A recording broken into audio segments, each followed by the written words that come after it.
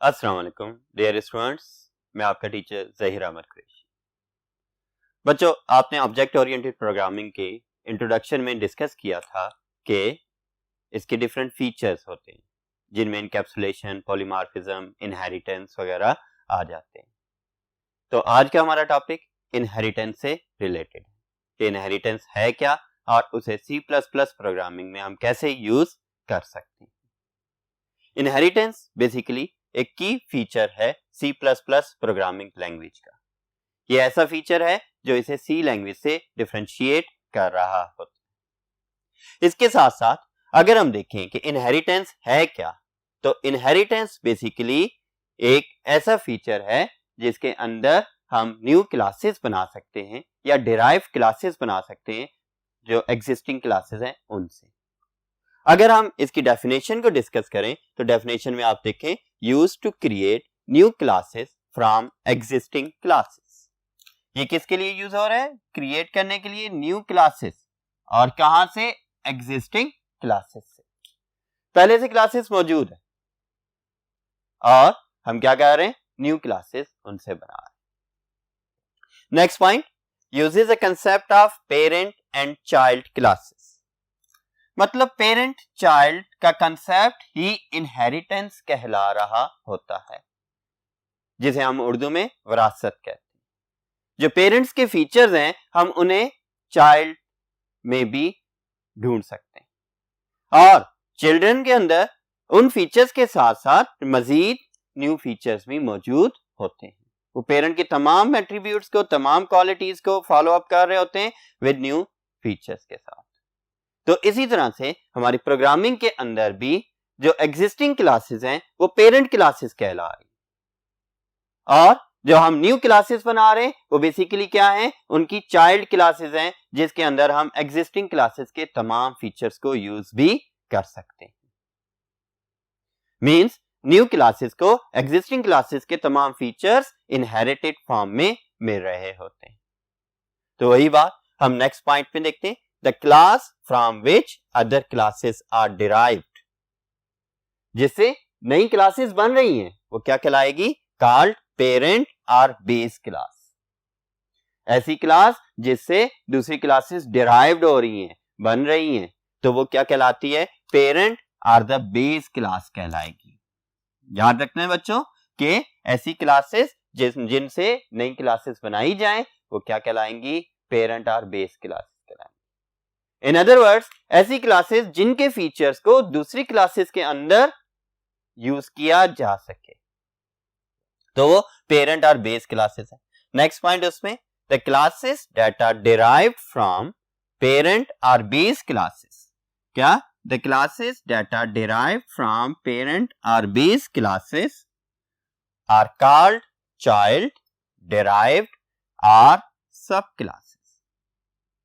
तो बच्चों अगेन हमने पहला पॉइंट देखा कि ऐसी क्लासेस जिनसे नई क्लासेस बन रही हैं वो पेरेंट या सब क्लासेस हैं, और ऐसी क्लासेस जो पेरेंट क्लासेस से डिराइव्ड हुई होती हैं, जिनके फीचर्स यूज किए जा रहे हैं, वहां पर वो क्लासेस क्या कहलाएंगी? चाइल्ड, डिराइव्ड और सब क्लासेस कहला रही होंगी। नेक्स्ट पॉइंट को डिस्कस करते हैं। In C++, inheritance allows to perform code reusability. हमने इसकी डेफिनेशन देख ली, इसका कंसेप्ट देखा कि जिसमें पेरेंट चाइल्ड का रिलेशनशिप आ रहा होता है कि पेरेंटल फीचर्स को जब हम चाइल्ड क्लासेस में यूज करते हैं इसको हम इनहेरिटेंस कहते हैं। तो ये हमें अलाउ करता है कोड रीयूजेबिलिटी के फीचर। कोड रीयूजेबिलिटी का मतलब कि कोड एक दफा लिखा गया है लेकिन उसे हम बार बार यूज कर रहे हैं इन डिफरेंट सिनेरियोस। उसे बार बार लिखना नहीं पड़ रहा बल्कि उसे डिफरेंट फीचर्स डिफरेंट वे में यूज किया जाता है। The features are the members.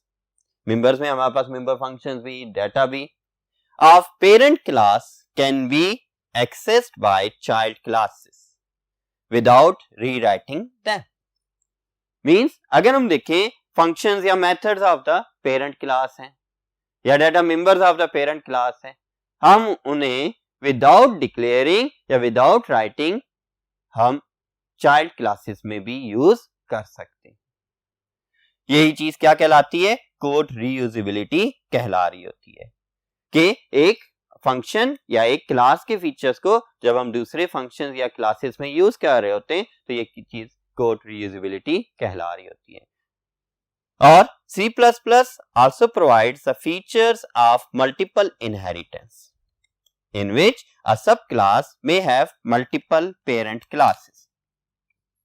ऊपर के पॉइंट्स में हमने ये चीज डिस्कस की कि एक पेरेंट क्लास की एक से ज्यादा चाइल्ड क्लासेस हो सकती है, कि एक से ज्यादा ऐसी क्लासेस जो पेरेंट क्लास के फीचर्स को एक्सेस कर रही है। रियल लाइफ में भी देखें कि one parent has many children, लेकिन ये कुछ कंसेप्ट्स हमारे पास प्रोग्रामिंग में ऐसे भी आ जाते हैं जिनके अंदर हम रिवर्स वे में भी चल रहे होते हैं कि एक चाइल्ड क्लास एक से ज्यादा पेरेंट्स क्लास पर भी डिपेंड कर रही हो सकती है। यानी एक से ज्यादा ऐसी फीचर्स हैं जो एक क्लास में नहीं है, मल्टीपल क्लासेस में है, लेकिन उन सब के फीचर्स से मिलकर एक चाइल्ड क्लास बनाई जा रही होती है। ये भी C++ के अंदर इनहेरिटेंस प्रोवाइड कर रही होती है फीचर।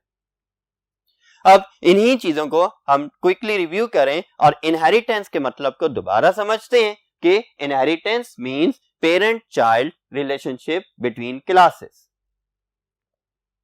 और ऐसी क्लासेस जिनके जरिए से हम न्यू क्लासेस बना सकते हैं वो पेरेंट क्लासेस कहला रही होती हैं, और ऐसी क्लासेस जो एग्जिस्टिंग क्लासेस से डिराइव्ड हुई होती हैं वो चाइल्ड क्लासेस या डिराइव क्लासेस या सब क्लासेस कहला रही होती हैं। और हम इनहेरिटेंस के जरिए कोड रीयूजेबिलिटी का फीचर भी परफॉर्म कर सकते हैं। तो बेटा हम इसकी एग्जांपल्स को नेक्स्ट बोर्ड पर डिस्कस करते हैं कि इनहेरिटेंस को हम किस तरह से मजीद डिस्क्राइब कर सकते हैं। तो चलते हैं नेक्स्ट बोर्ड की तरफ। जी बेटा, यहां पर आप देखें एग्जांपल्स हैं। अगर आप कंसीडर करें पॉलीगॉन ऐसी शेप्स जिनके साइड्स इक्वल होते हैं और जिनके एंगल्स भी इक्वल होते हैं। तो पॉलीगॉन, स्क्वायर भी एक पॉलीगॉन है, रेक्टेंगल भी एक पॉलीगॉन है, हेक्सागोन भी एक पॉलीगॉन। अगर हम देखें तो हम इन तीनों शेप्स को डिटरमाइन कर सकते हैं by their number of sides and angle. और कॉमन फीचर क्या है? Sides are equal, angles are equal. Different क्या है? स्क्वायर के आपके पास नंबर ऑफ साइड्स डिफरेंट होते हैं। इसी तरह से रेक्टेंगल को अगर हम देखें तो टू साइड्स इक्वल हैं और टू साइड्स भी अलग इक्वल होते हैं। तो हेक्सागोन आ गया, 6 साइड्स हैं और 6 के 6 साइड्स इक्वल आ जाते हैं। तो ये हमारे पास एक ऐसी एग्जांपल है कि ये पेरेंट क्लास आ गई और ये इसकी चाइल्ड क्लासेस आ गई। इनके अपने अपने एट्रीब्यूट्स भी मौजूद है, इनका एरिया डिफरेंट है, इनके पैरामीटर्स डिफरेंट हैं, हम डिफरेंट वे में इन्हें कैलकुलेट करते हैं, लेकिन इनके अंदर जो कॉमन फीचर्स हैं साइड्स एंड एंगल्स के आ रहे हैं, इनके जरिए से हम इन्हें डिटरमाइन कर सकते हैं। हेक्सागोन के अलावा पेंटागोन है, ऑक्टागोन है, ये तमाम भी हम डिराइव क्लासेस में डिस्क्राइब कर सकते हैं। The same way another example देख लें, व्हीकल में आपके पास मोटर बाइक भी आ जाती है, कार भी आ रही है, बस भी आ रही है, ट्रक भी आ रही है, डिफरेंट फंक्शंस हैं इनके, लेकिन कुछ कॉमन फंक्शंस भी मौजूद है, like fuel consumption, like colours, number of tyres कह लें, ये डिफरेंट भी हो सकते हैं। और इन द वे के लिए हमारे पास ये कॉमन फीचर्स भी मौजूद होते हैं और डिफरेंट फीचर्स भी मौजूद होते हैं। तो व्हीकल एक पेरेंट क्लास आ रही है, जबकि कार, बस, ट्रक ये सारी क्या आ रही है? इसकी चाइल्ड क्लासेस आ रही है। ये व्हीकल की पेरेंट क्लास के जो कॉमन एट्रीब्यूट्स हैं उन्हें भी एक्सेस कर रही होंगी और इनके अपने अपने डिस्टिंग्विश जो फीचर्स हैं वो भी ये एक्सेस या यूज कर सकते हैं। एक और एग्जांपल देखते हैं। और अगर हॉस्पिटल में देखें तो जी पेशेंट्स दो तरह के होते हैं, इंडोर पेशेंट्स भी होते हैं और आउटडोर पेशेंट्स भी होते हैं। लेकिन अगर पेशेंट्स के कॉमन एट्रीब्यूट्स की बात करते हैं तो कॉमन एट्रीब्यूट्स के अंदर पेशेंट नेम, एड्रेस, एज, इस तरह की चीजें हमारे पास क्या आ जाती हैं? कॉमन आ रही हैं। लेकिन अगर हम इंडोर पेशेंट्स देखें तो इंडोर पेशेंट्स में क्या चीज आ रही होती है? बेड नंबर, कंसल्टेंट कौन सा है, और आउटडोर पेशेंट्स में डिजीजेज आ गई, नेक्स्ट डे टू विजिट आ गया, ये चीजें डिफरेंट है, लेकिन कॉमनली जो यूज हो रही, जो इनका बेसिक डिस्क्रिप्शन आ जाती है, बेसिक प्रोफाइल आ जाती है, वो कॉमन होती है। तो अगर हम अपनी प्रोग्रामिंग में इन टूल्स को यूज करेंगे तब हमारे पास क्या चीज आ जाती है कि हम आसानी से प्रोग्रामिंग कर सकते हैं, आसानी से कॉम्प्लिकेशंस को इजी फॉर्मेट्स में भी प्रोग्राम किया जा सकता है। एक और एग्जांपल देखते हैं। आप एफएससी के स्टूडेंट्स हैं और एफएससी के अंदर डिफरेंट डिसिप्लिन्स आ जाते हैं, उनका कोर्स 6 सब्जेक्ट्स या 7 सब्जेक्ट्स होते हैं। तो एफएससी के कोर्स के अंदर अगर सब्जेक्ट्स की बात करें तो कंपलसरी सब्जेक्ट्स कॉमन है सबके लिए, लेकिन हर डिसिप्लिन के अपने अपने इलेक्टिव सब्जेक्ट्स भी आ जाते हैं और वो इलेक्टिव सब्जेक्ट्स क्या हैं, डिफरेंट होते हैं।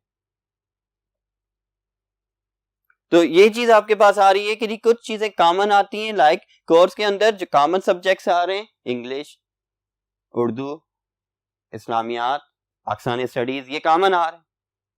डिफरेंट है तो मेडिकल में बायो डिफरेंट आ रहा है, इंजीनियरिंग में फिजिक्स, केमिस्ट्री है, फिर इसी तरह से आईसीएस के अंदर कंप्यूटर का सब्जेक्ट आ जाता है, आईकॉम के अंदर आपके कॉमर्स, बैंकिंग, अकाउंटिंग वगैरह के सब्जेक्ट हैं जो डिफरेंट आ जाते हैं। तो ये डिफरेंसेस हर क्लास के अपने अपने फीचर्स आ गए, लेकिन कॉमन फीचर्स जो आ गए, जो पेरेंट क्लास के फीचर्स हैं, उनमें आपके पास उर्दू, इस्लामियात, पाकिस्तानी स्टडीज, इंग्लिश आ गए।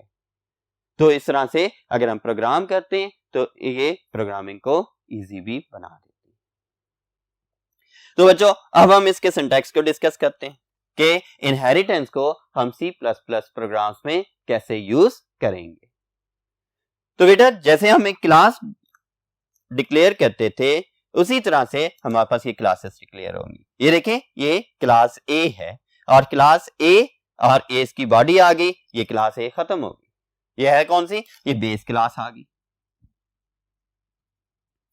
अब बेस क्लास के बाद क्लास बी के बाद हम क्या कर रहे हैं, कॉलन लगाकर पब्लिक A लिख रहे हैं। हमने क्या करना है, क्लास बी मींस ये चाइल्ड क्लास, और इसके बाद हमने क्या कर दिया, जिसको पेरेंट क्लास बनाना है उस क्लास का नेम लिख दिया। अगर हम इसे पब्लिक रखना चाहते हैं या प्रोटेक्टेड रखना चाहते हैं, ये डिपेंड करता है। और ये क्लास बी की बॉडी आ गई। जो कॉमन फीचर्स हैं वो कॉमन फीचर्स कहां आ रहे हैं, आपके क्लास ए के अंदर आ रहे हैं। और यहां क्लास बी के अंदर क्या आ रहे हैं, हर क्लास के अपने अपने फीचर्स हैं, यानी कि चाइल्ड क्लास है तो इसके जो अपने फीचर्स होंगे वो क्लास बी में आ जाएंगे। लेकिन सिंटैक्स याद रखना है, अगेन मैं बता रहा हूं, ये पूरी की पूरी आपके पास एक क्लास लिखी गई, दूसरी क्लास भी आपने सेम वे में लिखनी है, लेकिन फर्क क्या आ जाएगा कि क्लास का नेम लिखने के बाद आप कॉलन लगाएंगे और कॉलन के बाद आपने क्या करना है, जिसको इस क्लास की पेरेंट क्लास बनाना है या इस क्लास बी को जिस क्लास से इनहेरिट करवाना है उसका नाम लिख देंगे और ये क्लास बी की बॉडी आ जाएगी। तो बेटा ये था इसका सिंटैक्स। अब ये चाइल्ड क्लास बन गई और ये क्या बन गया, ये पेरेंट क्लास है।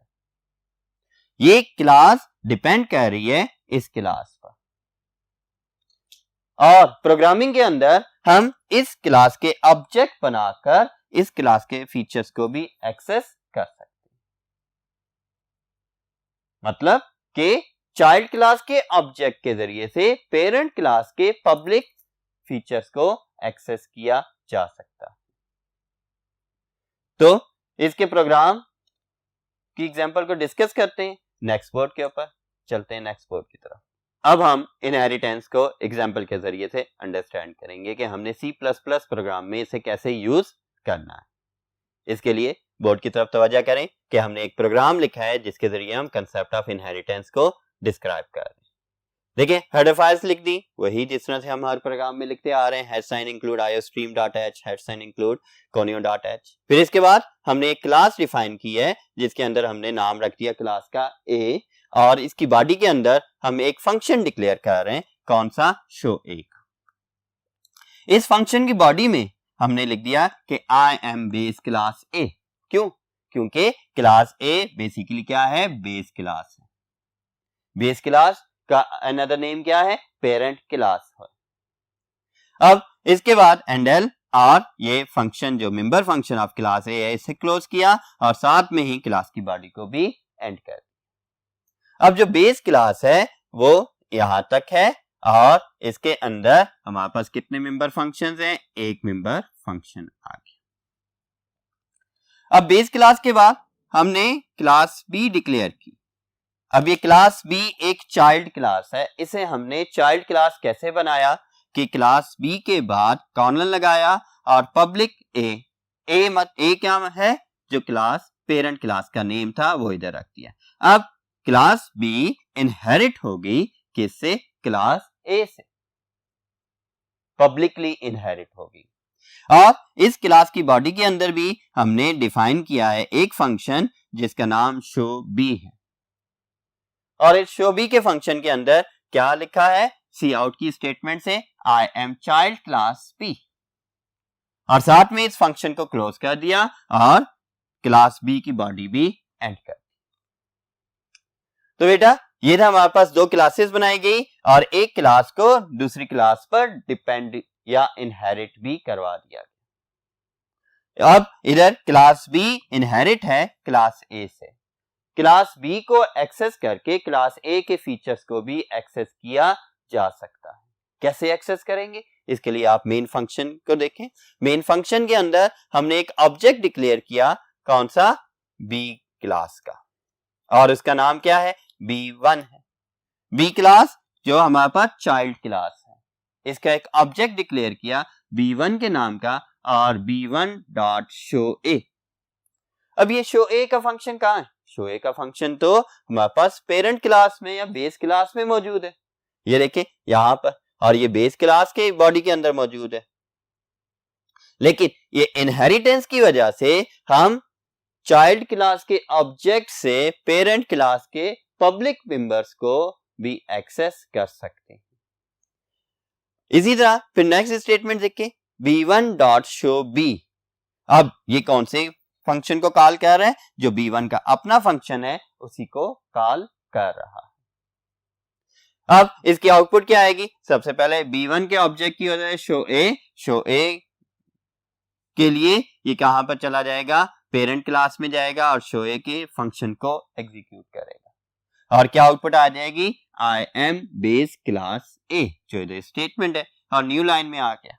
अब इसे एग्जीक्यूट करने के बाद कंट्रोल वापस इधर आया, B1 डॉट शो बी की वजह से ये कहां पर आ गया, क्लास बी में आया और इसने देखा कि फंक्शन ये शो बी का फंक्शन कहां पर मौजूद है, क्लास बी की बॉडी के अंदर ही मौजूद है। तो इसने इधर इसे एग्जीक्यूट कर दिया और क्या एग्जीक्यूट किया, I am child class B, और ये चाइल्ड क्लास बी को प्रिंट कर देगा या, और यहां से I am child class B print करके कंट्रोल दोबारा इस प्रोग्राम में आ जाएगा, मेन फंक्शन पे, मेन फंक्शन की बॉडी में, और नेक्स्ट स्टेटमेंट पर जाएगा। नेक्स्ट स्टेटमेंट हमारे पास क्या है, गेट ch है, और इसके बाद आपका मेन फंक्शन भी एंड हो जाएगा। तो इस तरह से आपका प्रोग्राम टर्मिनेट हो जाएगा और हमारे पास जो आउटपुट आ रही है वो क्या आ रही है, दोनों क्लासेस के फंक्शंस को एक्सेस किया जा रहा है।